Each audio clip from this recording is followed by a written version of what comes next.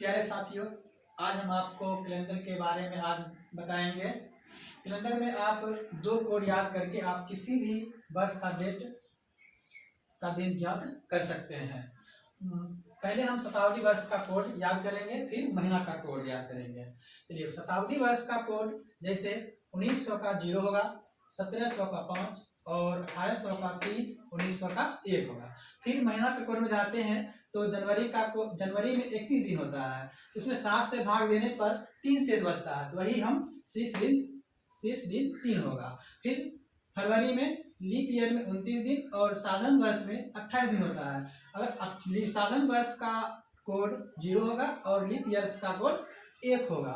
फिर मार्च का कोड 3, अप्रैल 2, मई 3, जून 2, जुलाई 3, अगस्त 3, सितंबर 2, अक्टूबर 3, नवंबर 2 और दिसंबर 3 होगा। जैसे हम एक डेट लेते हैं 10/11/1997, वर्ष में एक वर्ष घटाएंगे। जैसे 1997 है तो हम 1996 लिखेंगे।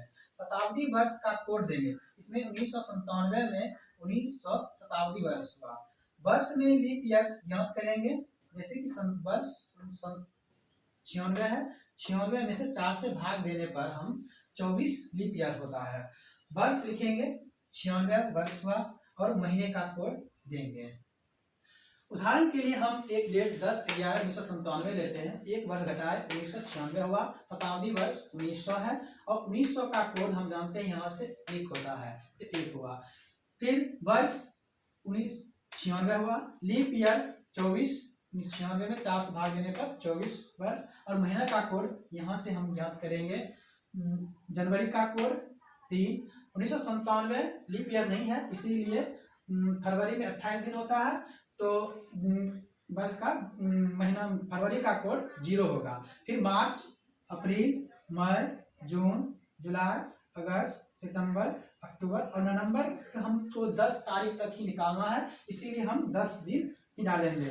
फिर हम सभी को जोड़ के 7 से भाग देने पर जो शेष दिन आता है वही उसका दिन होता है।